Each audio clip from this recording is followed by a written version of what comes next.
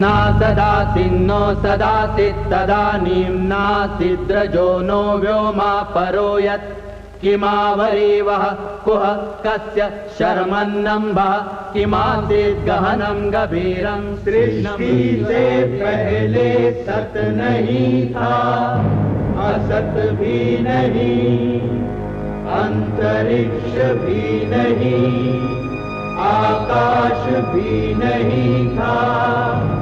छिपा था क्या, कहाँ, किसने ढका था?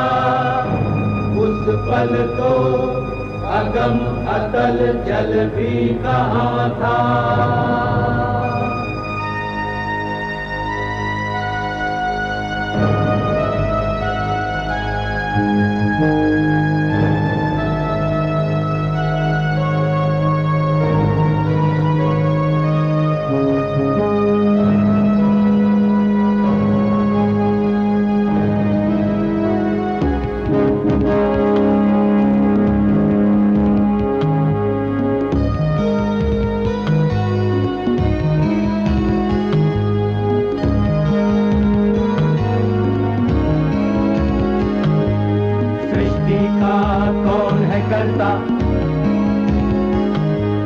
करता है वाह करता,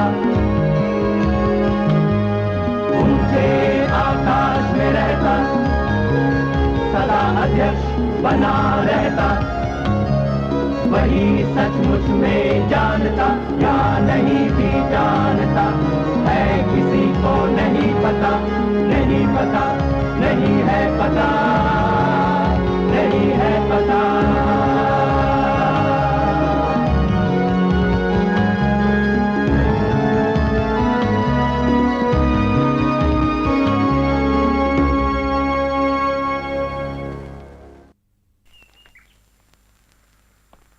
ये महज एक इत्तेफाक था कि मोहनजोदड़ो और हड़प्पा की खोज हो पाई।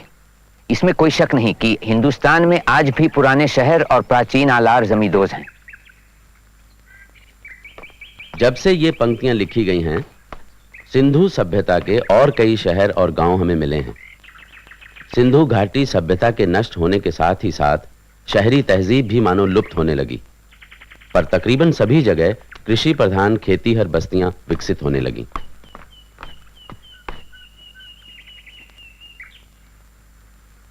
आर्य लोग हिंदुस्तान में 5-6 हजार या शायद इससे भी ज्यादा बरस पहले आए होंगे। कई सदियों तक उत्तर पश्चिम के पहाड़ों से कबीले पे कबीले, कुनबे पे कुनबे, लहर पे लहर सैकड़ों बरस तक आते रहे होंगे। शायद पहले उन्हें सिंधु घाटी तहजीब वालों ने और दूसरों ने भी रोका, मगर फिर उस सैलाब को रोक पाना उनके लिए नामुमकिन हो गया। क्या आप उन्हें पहाड़ी दर्रों से नीचे अनजान मैदानों में उतरते हुए नहीं देख पाते? ईसा से 2000 से 1000 साल पूर्व के दौरान उपमहाद्वीप के सभी हिस्सों में विकसित ग्रामीण संस्कृति के कई प्रमाण मिले हैं। ग्रामीण खेतीहर समाज पर पशुपालक योद्धाओं के आक्रमण से वैदिक संस्कृति का पहला विस्तार हुआ। पराजित ग्रामीण समाज ने वैदिक योद्धाओं की भाषा अपनाई। इस विषय पर भी अनेक मत हैं कि क्या वैदिक जनसमूह मध्य एशिया से भ्रमण करके सिंधु घाटी सभ्यता के पतन के समय भारत पहुंचे, या वो भी सिंधु तहजीब के लोगों के साथ सिंधु घाटी की ओर आए। लेकिन खेतीबाड़ी और नागरीकरण में उन्हें ज्यादा समय लगा। जरा तसव्वुर कीजिए, दूर से आए हमारे पुरखे नदियों के किनारों पर पहुंचते हैं। इस नजारे ने उन्हें कितनी उमंग और खुशी से भर दिया होगा। फिर क्या ताजुब जो इन्होंने इन नदियों के सामने सर झुकाया और अपनी मीठी जबान में इनकी प्रशंसा की।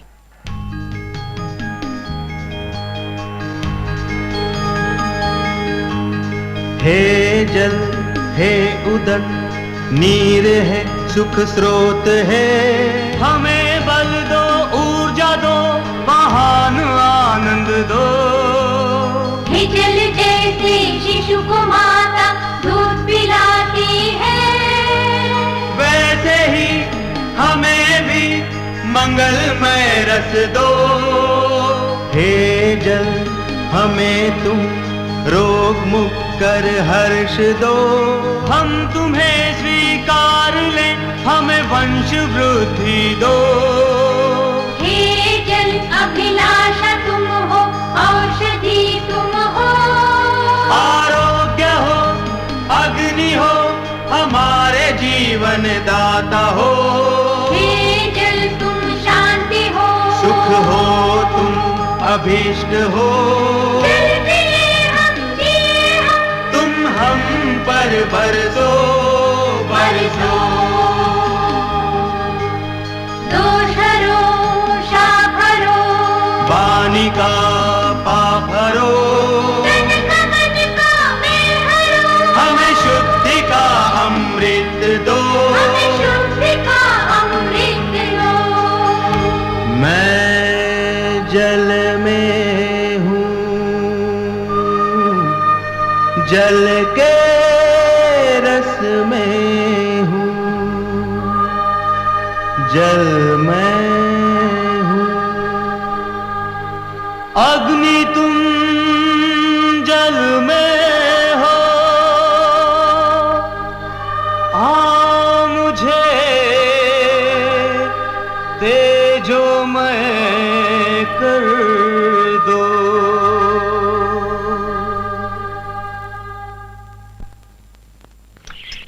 हम यहीं पर डेरा डालेंगे। मुझे याद है, बरसों पहले हम यहीं अपने मवेशी चराने लाए थे। 7 नदियों वाली ये धरती तुम्हें अच्छी लगी सुटेजा? क्या तुम अब भी सोचते हो कि मैं तुम्हें बिना मतलब इधर उधर लिए जा रहा था? तात, आपकी जिद की वजह से हम सब लोग यहाँ हैं, वरना कबीले वाले इस यात्रा की तकलीफ कहाँ बर्दाश्त कर पाते? क्यों? मैंने जो फैसला किया है उस पर यकीन करो। बिना कोशिश किए कुछ नहीं मिलता। पशुपालक धीमे धीमे नहीं फैलते, बल्कि तीर की तरह तेजी से बढ़ते हैं। नई जगह पर बसने से पहले खोज यात्राएं होती हैं, जिनमें चरागाहों की खोज के साथ साथ धन संपदा के अड्डे भी खोजे जाते हैं। और ये पशुपालक बाद में उन अड्डों को लूटते हैं और पशुओं को वसूली में हथियाते हैं। वैदिक लोगों का फैलाव इन सभी मिले जुले उद्देश्यों से ही हुआ होगा। क्या हुआ? तुम्हें ये मवेशी कहां से मिले? हम अपने रास्ते पर जा रहे थे सरदार, बीच में असरों का एक गांव पड़ा।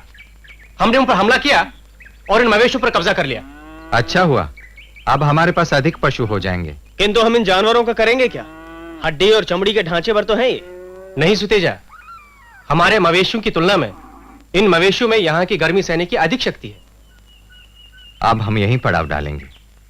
प्रिय मेधा, इन पशुओं के लिए बाड़े का प्रबंध करो। अच्छा सरदार। मवेशियों और दासों में से हमें हिस्सा नहीं मिलेगा क्या? इंदुवर्चा, उतावली मत करो, हमेशा की तरह हर एक को उसका हिस्सा मिलेगा।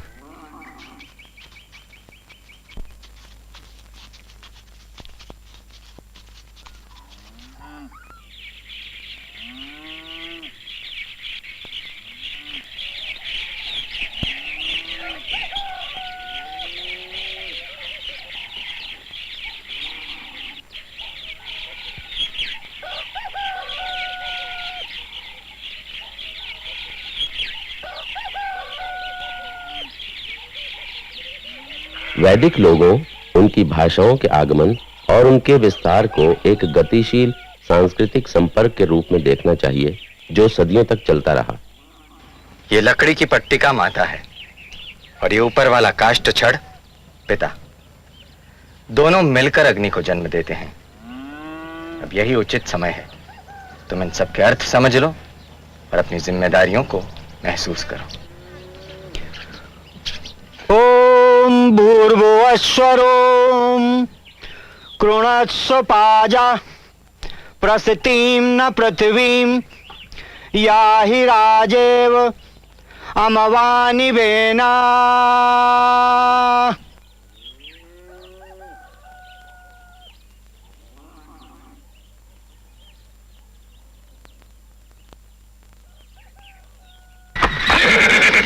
वो सांस इस बात का प्रतीक है कि सूर्य अश्व सूरज से अग्नि लाया है।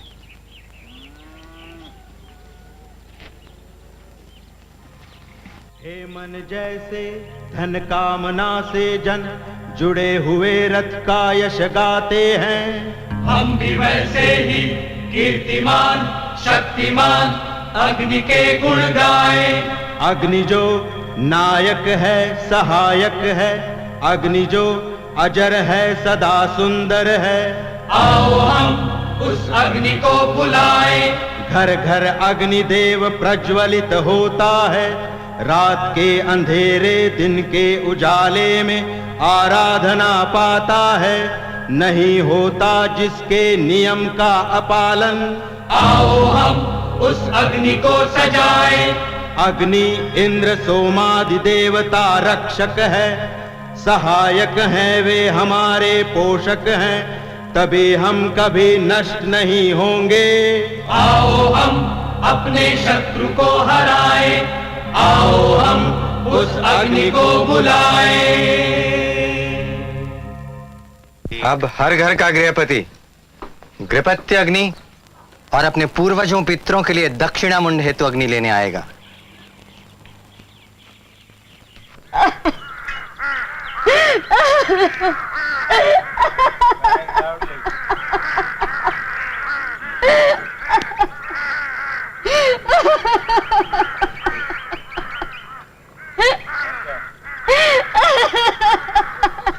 क्या हुआ इंद्रसेना, क्या हुआ?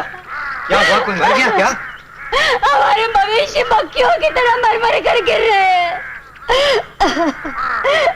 ये बड़ी निर्दयता से आका गया है तात। नहीं नहीं, ये सब गर्मी की वजह से हो रहा है। असुरों के पशु तो इसके आदी हैं। सोते जाओ पता लगाओ आसपास कहीं मवेशी हैं या नहीं, वो तो पकड़ के ले आए।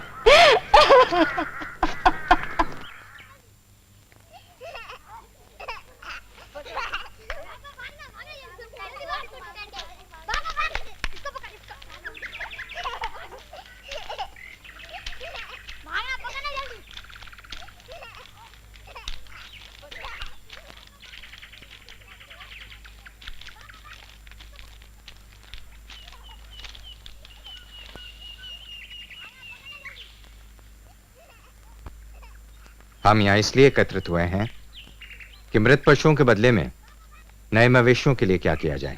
राजन, क्या सुतेजा मवेशियों की खोज में नहीं गया? हाँ, लेकिन अभी तक वो लौटा नहीं है। राजन, आपसे जो भी काम देते हैं वो कोई भी काम ढंग से नहीं कर पाता। मैंने उसे कई बार समझा। तात! तात! मैंने पशुओं को ढूंढ लिया है, मैंने मवेशियों को खोज लिया है। कहां? सुरा के प्याले में बहुत ही सुंदर मवेशियों का झुंड है प्रिय मेधा। पड़ियों की बस्ती, गायों का बाड़ा। वे लोग योद्धा नहीं है, मजे में रहते हैं, बस चीजें खरीदते और बेचते हैं। उनके पशु बहुत ही सुंदर है तात, बहुत सुंदर। अगर ऐसा है तो फिर ये उन्हें खोने का वक्त नहीं है। हाँ। सूरज डूबने वाला है।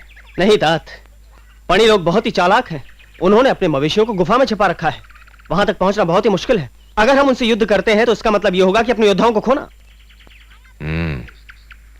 बातचीत करके रास्ता निकाला जा सकता है। अगर हम उन्हें भयभीत कर दें तो शायद हमें गौए दे दें। ठहरो राजन, एक काम करें क्या? यदि हम शर्मा को भेजें? शर्मा श्वान देवी है, वो उसकी बात अवश्य मानेंगे। हम शर्मा को भेजकर पशुओं की मांग करेंगे। ठीक है, पर तुम्हें उसके साथ जाना होगा। अच्छा। कल सूर्यास्त तक वापस लौट आना। इतना समय पर्याप्त है ना? हाँ। सुनो, तुम उसके पीछे रहना, पणी बस्ती की सारी बनावट समझ लेना। हो सकता है हमें उनसे लड़ना पड़े। अच्छा राजन।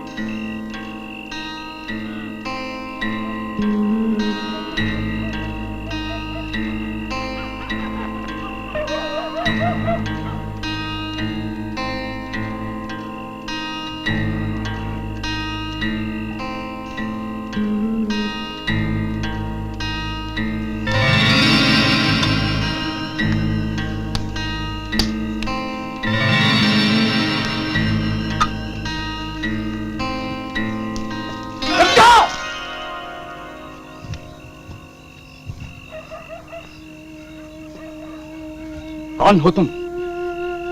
शर्मा। कहां से आई? इतना बड़ा फासला कैसे पार कर आई? रहा में बहती रसा सरिता कैसे पार कर आई? बता, कैसे आई? मैं शर्मा, इंद्र की भेजी हुई दूती। सुना है बहुत बड़ा गोधन है तुम्हारा, उसी को देखने चली आई। वो भी रात को, पार करके नदी की आकाश छूती लहर को। डर गई थी नदी हमसे, हरा दी उसने, चली आई। कौन है इंद्र ये जो स्वामी तुम्हारा, और कैसा श्वान बनकर घूमते हैं दूत जिसके? क्या उजाले से दहलता जी तुम्हारा? अच्छा किया जो इंद्र ने तुम्हें यहां भेजा। अगर वो खुद ही यहां आते तो मित्रता करते उनसे, स्वामी बनाते।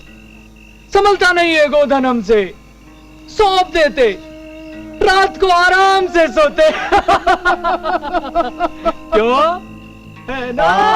ना समझ पड़ियो। इंद्र सबको समझता है, छल कपट जानता है। आकाश छूती शिखर की ऊंचाइयां, पाताल तक पहुंची हुई गहराइयां रोक नहीं सकेंगी इंद्र को। आएगा पणियों, इंद्र तो आकर रहेगा। वो विनाशी, स्वयं अविनाशी, सुला देगा सभी को सदा। पैदा हुए हम पणी क्या सिर्फ सोने को? देखती है शस्त्रिया, कौन सा पल भर इधर दुश्मनों की लाश बिछाती उधर। जाओ, जाकर कह दो अपने इंद्र से, चाहता है गोए अगर तो आना होगा युद्ध करने इधर। मगर आना सभी जन से विदा लेकर, क्योंकि यहाँ से वापस लौट कर नहीं जाना है। बड़बड़ाती जीव की खातिर है बहुत एक तीर, वीर का धक्का नहीं सह पाएगा नीचता के कर्म में डूबा हुआ ये शरीर। पर्वतों से सुरक्षित है ये कोश, अश्व हैं, गाय हैं, विविध धन धान्य से परिपूर्ण। घिरा है यह स्थान पणियों से, करेगा एक पल में चूर्ण। बेकार में आई है तू यहां शर्मा, जा फिक्र में होगी तेरी मां। अरे रुक रे शर्मा, ये अंधेरी रात और तुम अकेली बालिका, नहीं लगता डर? भला होता यदि सोती वहां घर पर मां के गले लगकर। दास तू शर्मा, दास का जीवन कहां अपना? यदि वो चाहे जियो तो जीना, अन्यथा मरना। नहीं तुम दुश्मन हमारी, नहीं दुश्मन हो। सुनो शर्मा, तुम हमारी हो, तुम हमारी बहन हो, तुमको यहीं रहना।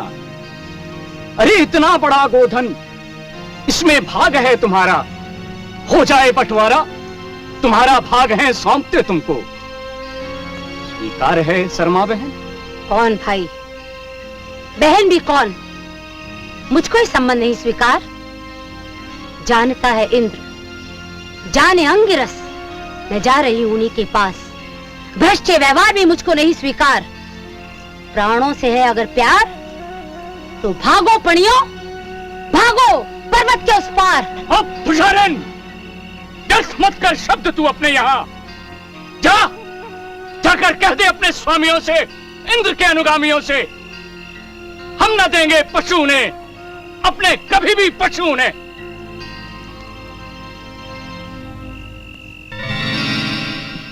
क्या हुआ? उन्होंने पशु देना स्वीकार कर दिया। क्या? ठीक है, फिर हम लड़ेंगे।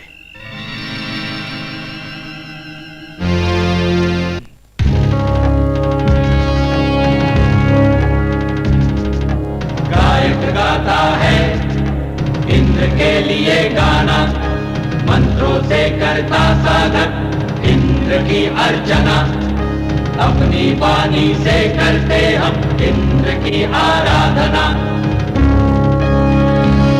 सूर्य ही इंद्र का नेत्र है, सर्वत्र देख पाता है। वही किरणों से मेघ पिघलाता, जल गिराता है। छोटी झपट या विकट युद्ध में जिसे हम बुलाते, वह इंद्र है। मित्र को हम, वही तो वज्रधारी इंद्र है। इंद्र है सर्वेश्वर, समर्थ है समर्थों में, चपल वेग से घुसता है अपनों में। जैसे बलशाली वृषभ दृष्टि वेग से घुसता है गौओं के झुंडों में। इंद्र तुम किसानों के धन धान के एकमेव स्वामी हो, हम सब दिशा से सबके इंद्र को बुलाते हैं। इंद्र तुम हमारे हो, हमारे ही रहो।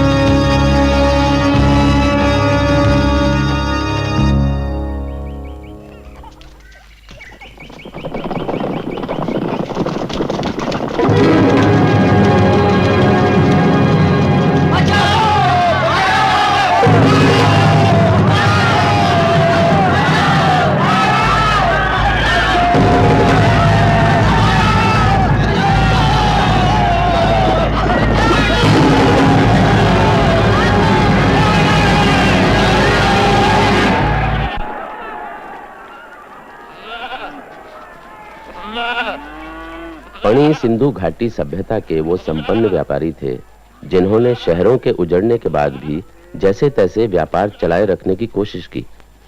पणी शब्द बनिया से पूर्व का शब्द है, जो कि स्वयं संस्कृत शब्द वणिक से निकला है, और वणिक शब्द का जन्म हुआ पणी से। संस्कृत में सिक्के को पण और वस्तु को पण्य कहते हैं।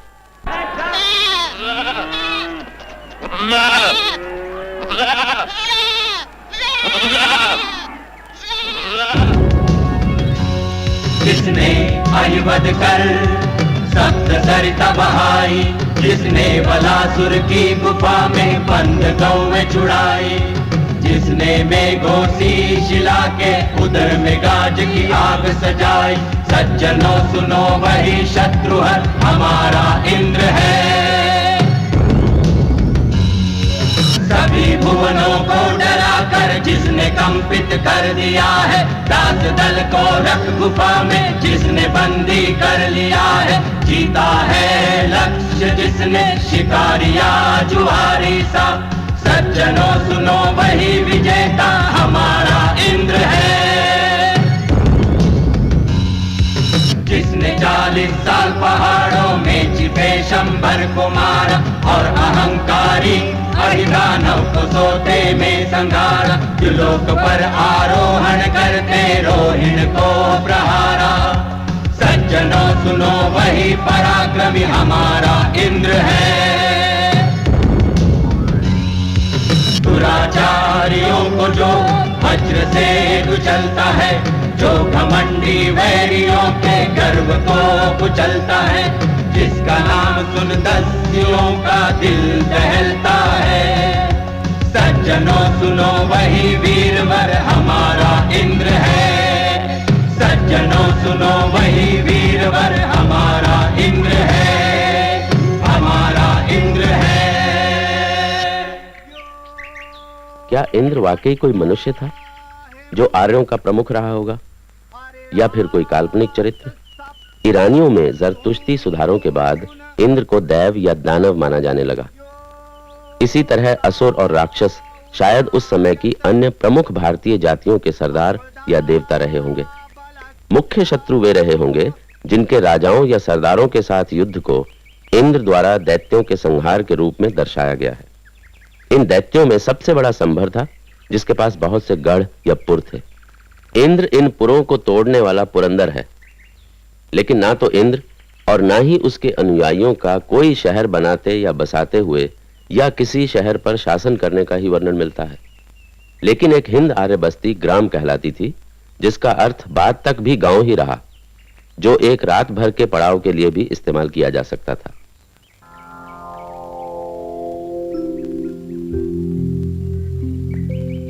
गाएं आए हमारे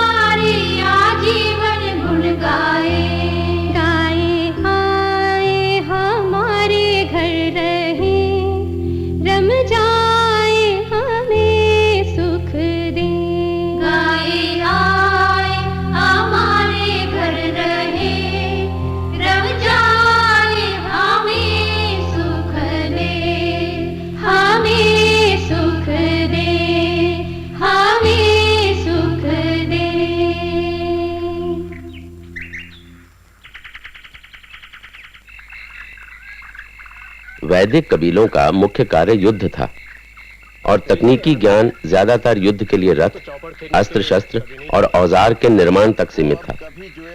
भूमि को बारी बारी से अलग अलग दलों को सौंपा जाता था और दल आपस में उसे तकसीम करते। खेती बाड़ी उस समय तक इतनी अविकसित थी कि जोती जा चुकी जमीन को एक ही फसल के बाद हर साल बदलना पड़ता था और फिर यह जमीन कुछ अरसे के बाद दोबारा इस्तेमाल में लाई जा सकती थी। सरदारों को नियमित रूप से भेंट और उपहार दिए जाते थे बतौर कर। लोगों की सामुदायिक गतिविधियों का केंद्र सभाघर था, जो कबीले की पंचायत के अलावा मर्दों के आराम और आमोद प्रमोद की जगह भी मानी जाती थी। सभा का पसंदीदा कार्य था जुआ।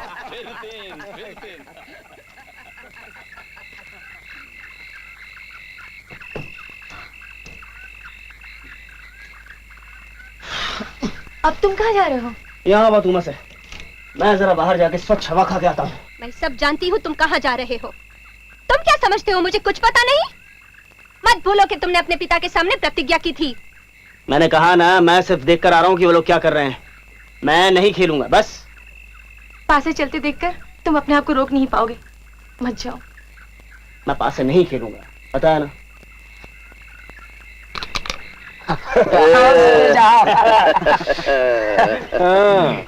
अंत तो गत्वा तुम आ ही गए। सुतेजा, कोई भी प्रतिज्ञा, कोई भी शपथ इससे बढ़कर नहीं है। नहीं है। सुतेजा, तुमने तो कसम खाई थी। एक बार इंदुवर्षा, आज मुझे लग रहा है कि मेरा भाग्य मेरे साथ है। लाओ पासे। तो फिर लो। ये पासे झंझावात में पेड़ से टपके फलों से बने ये पासे। बिसात पे गिरते लुढ़कते सरकते, फिसलते हिलते कर्ण फूल जैसे पासे। सुख लुटाते हैं मुझ पर जाने कैसे कैसे। मूंजवत पर्वत पर उगी सोम की लता का रस भी नहीं बहकाता उतना। उससे भी ज्यादा बहकाते नशा जगाते ये। अरे काट के पासे जो जुआ खेलता है उसकी सांस भी तिरस्कार करती है। प्राणों से प्यारी पत्नी भी उसे छोड़ जाती है। माया मोह ममता दया हृदय में उसके लिए उपजती नहीं है। वह तो बूढ़ी घोड़ी है, रस्ते में भी नहीं बिकती है। फांसी की आग पड़ते ही दूसरे पकड़ते हैं जुआरी की पत्नी का हाथ। माता पिता भाई कोई नहीं सहाय, उल्टे यही कहते भाग। नहीं जानते इसे हम ले जाओ इसको बांध कर अपने ही साथ। नहीं जाऊंगा फड़ पर मैं संकल्प करता हूँ। यूं ही चले जाते हैं मुझे छोड़कर मेरे जुआरी मित्र, त्यों ही पिछड़ जाता हूँ। अरे जाता हूँ पीछे पीछे और सुनता हूँ बांसों की बानी कि आओ आओ मित्र कहाँ थे। दौड़ जाता हूँ जैसे स्त्री हो कोई जारिणी व्यभिचारिणी। आह पासे क्या जानो तुम मेरी उतावली, जब आता हूँ तुम्हारे पास जीत लूंगा सारी दुनिया, यही होती है आस। उठाता हूँ तुम्हें, कांपता हूँ संभलता हूँ, पासे खनकाता हूँ गिराता हूँ। आ पासो विश्वासघाती तुम, उनके हो जाते हो तुम, मेरे दुश्मनों के कैसे नीच हो तुम। पत्नी है जुआरी की विरह में जल रही है, माता है जुआरी की भटके बेटे की आग में घुल रही है। कर्ज में डूबा लगा हुआ धन की अपेक्षा में जुआरी, आधी रात को घटता घरों में इरादा चोरी। देखता दूसरे सजे घरों को, स्त्रियों को सुखी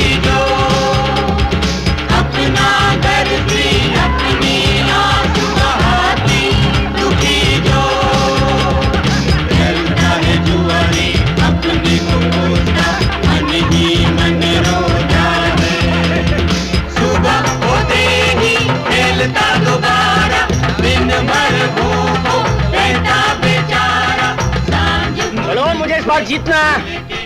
चलो घर वापस चलो सुतेजा। मैंने तुम्हें यहाँ आने के लिए मना किया था। मैं बच्चा नहीं हूँ, मैं अपना भला बुरा बच्चा अच्छी तरह समझता हूँ। तुम जाओ। तेजा, वो संभाल के बोलो। ब्रजबंधु तुम्हारे पिता ही नहीं, हमारे सरदार भी हैं। चुप। तेजा, ना तुम्हें लज्जा आती है और ना कर्तव्यों का ज्ञान है। पिता के शब्द कोई अर्थ नहीं रखते तुम्हारे लिए। उठो, जाओ उनके साथ। नहीं जाऊंगा। नहीं जाऊंगा। लेकिन कोई क्या बिगाड़ लेता है मेरा? अरे तेजा उठ। उठता मुझे। अरे तेजा, अरे तुमने मुझे मारो। तेजा, अरे मुझे हट जाओ। तेजा, तेजा, तेजा।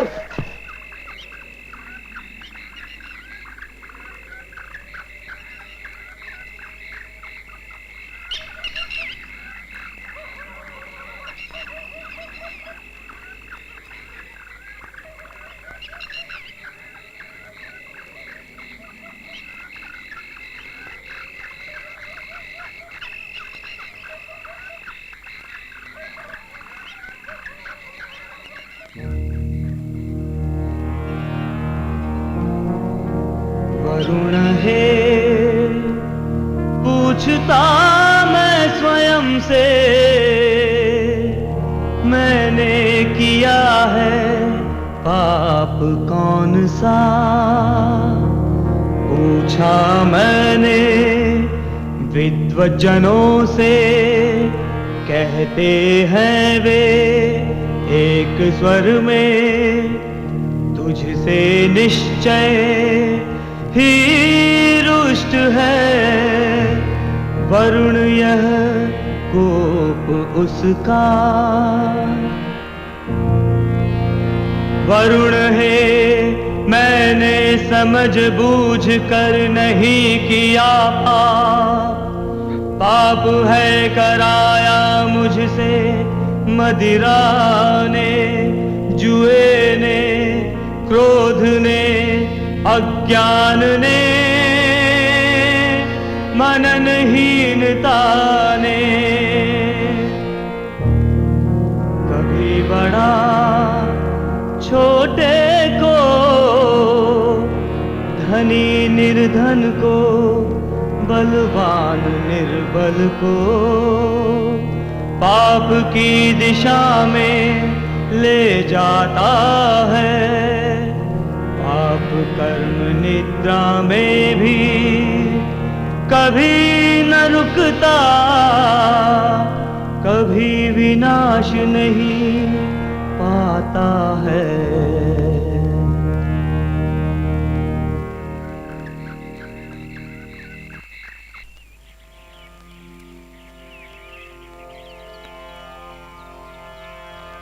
आती है, आती है, देखो उषा आती है। आँख खोल कर देखें जग को, ये बतलाती है। सूरज की पहली ही उठकर, नार नवेली सी सज धज कर, घने तिमिर को दूर हटाने ज्योति जलाती है। वर दो ऐसा हमने भय हो, युद्ध करें तो सदा विजय हो। प्राणों को छू करके उषा तेज जगाती है। धरा धान्य दो, गोधन भी दो, देह आयु के साधन भी दो। किरणों से नहला कर उषा मन चमकाती है। आती है, आती है, देखो उषा आती है।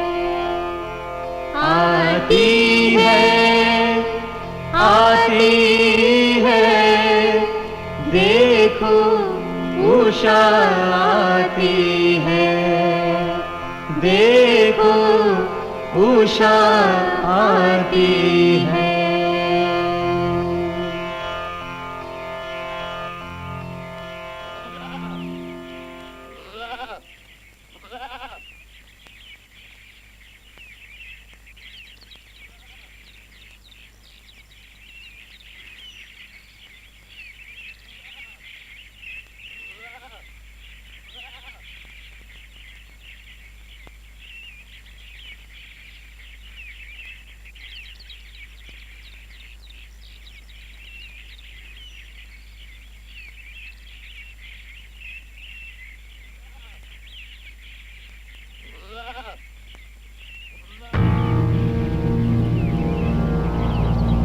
हे अग्नि आहुति का अन्न लो, कीर्तिमयी देव प्रिय स्तुति लो।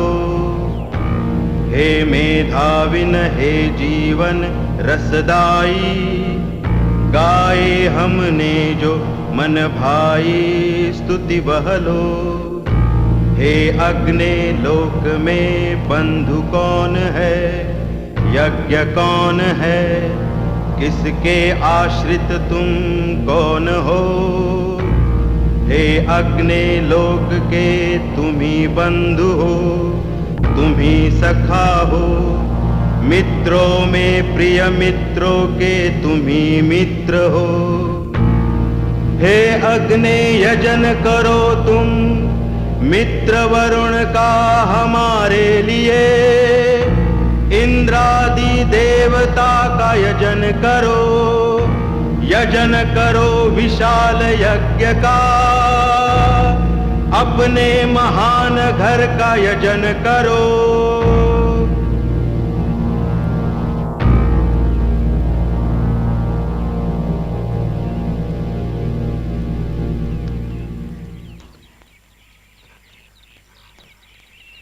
इंदुमती, अंशुमती, अंशुमती, उठाइए उठाइए अंशुमती, उठा लीजिए। फिक्र मत करो, मेरे पितरों के पास जाने का वक्त आ गया।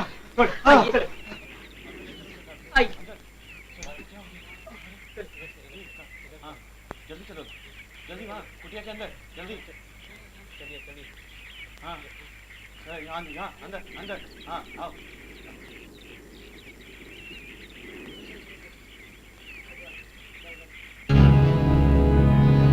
ओ पिता परम व्योम में अपने पितरों से मिलो, यम से मिलो, पुण्य कर्म के इष्ट फल से मिलो, पाप मुक्त होकर अपने घर लौटो, नव गरिमामय तेजस्वी देह से मिलो।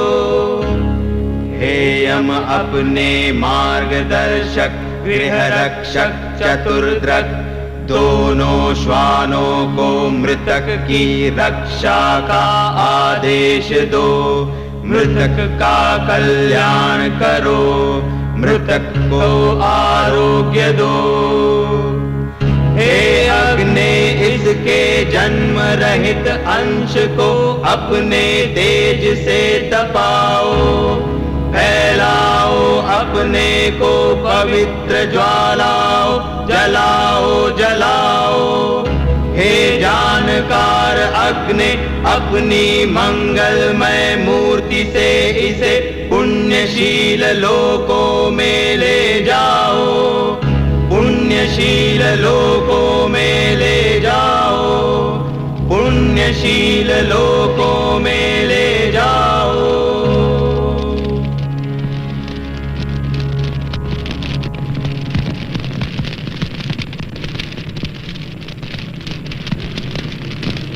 जैसा कि आप सभी को विदित है कि आज हम यहाँ एक बड़े ही औपचारिक कार्य के लिए एकत्रित हुए हैं।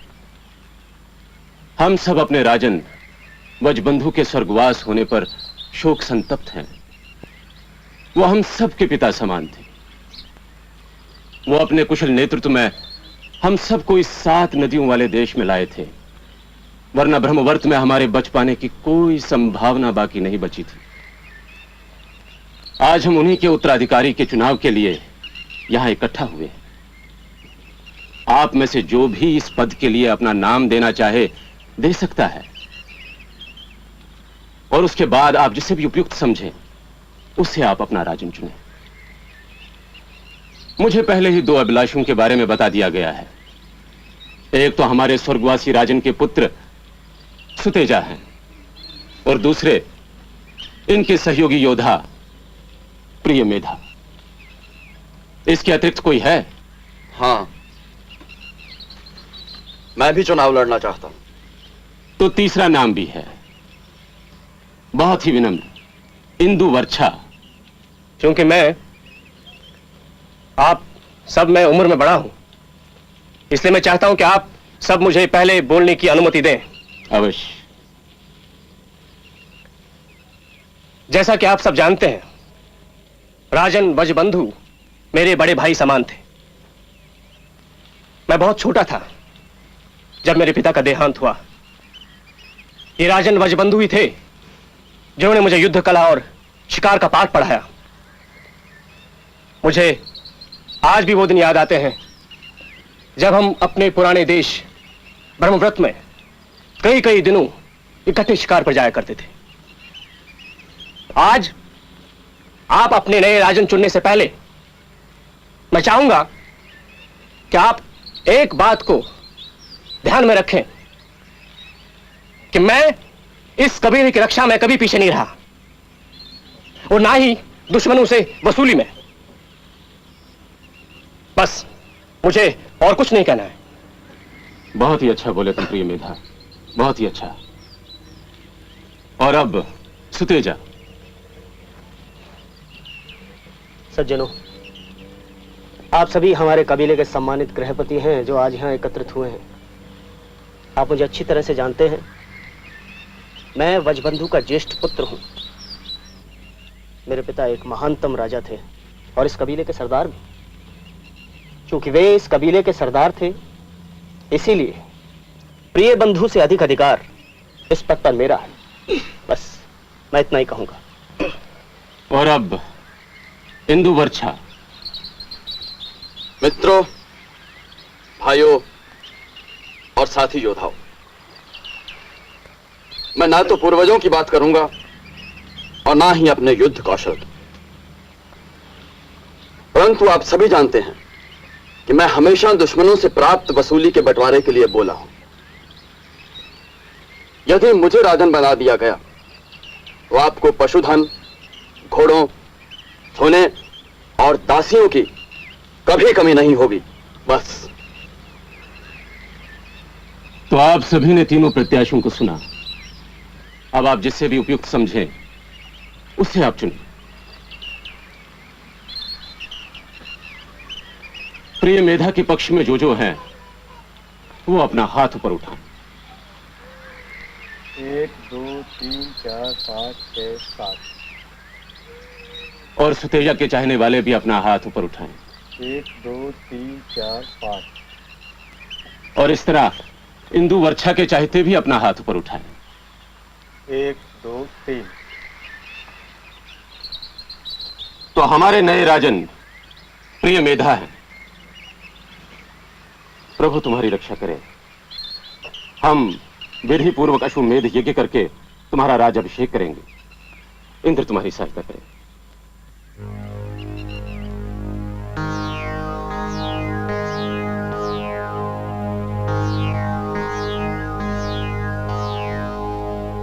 अश्व है अंतरिक्ष के आदि जल में उदित हुए तुम, आए थे हिनहिनाते तुम्हारा जन्म भी महान।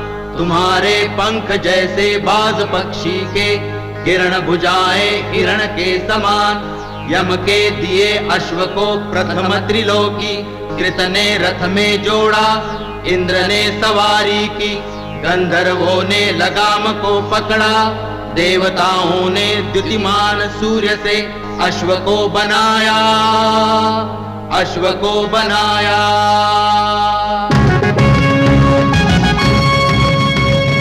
अश्व है पीछे, चलता है मनुष्य उसके पीछे, चली जा रही सुहागिने पीछे, गोधन उनके भी पीछे। रखदारी तेरी मैत्री की करे चाहना, देवता करते चलते तेरी सराहना। चला जा रहा अश्व बलशाली, दिव्य मन में अपने ध्यान धरता, आता है बलि के स्थल पर। अश्व का बंधु अजलाया जाता, अनुगमन करता है सबसे पीछे, कवियों ज्ञानियों का दल गाता गाता। जाओ अश्व तुम जाओ, माता पिता के पास जाओ, परम धाम पाओ, पाओ देवताओं का स्तवन, हविर दाता को धन संपदा दिलाओ।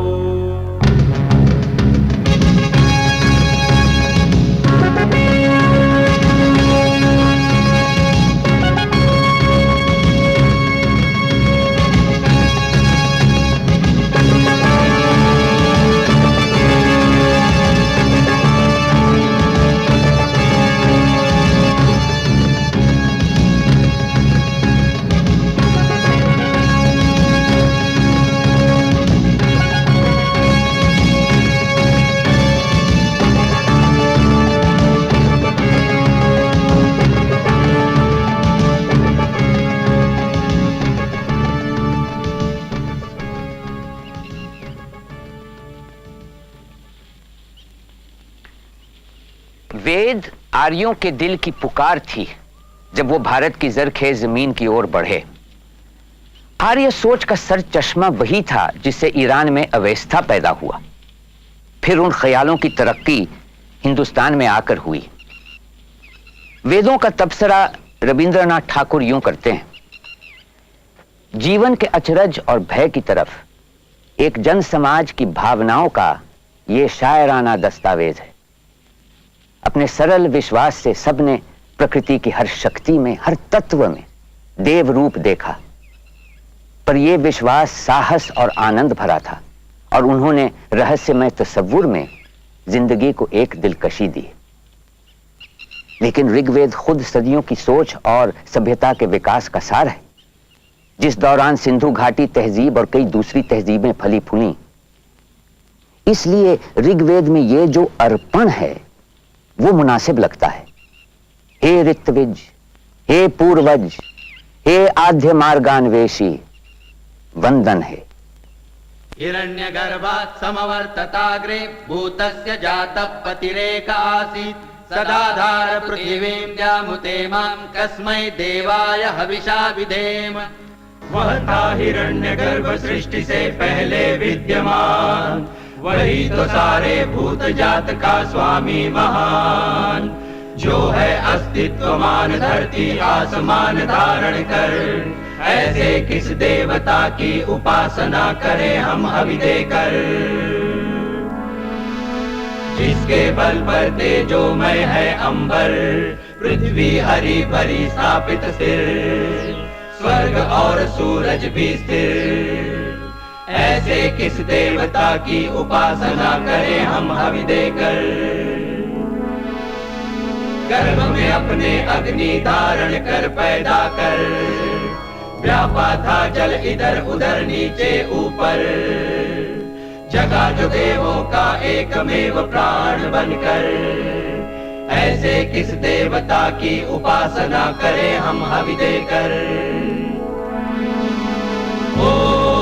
सृष्टि निर्माता स्वर्ग रचयिता पूर्वज रक्षा कर, सत्य धर्म पालक अतुल जल नियामक रक्षा कर।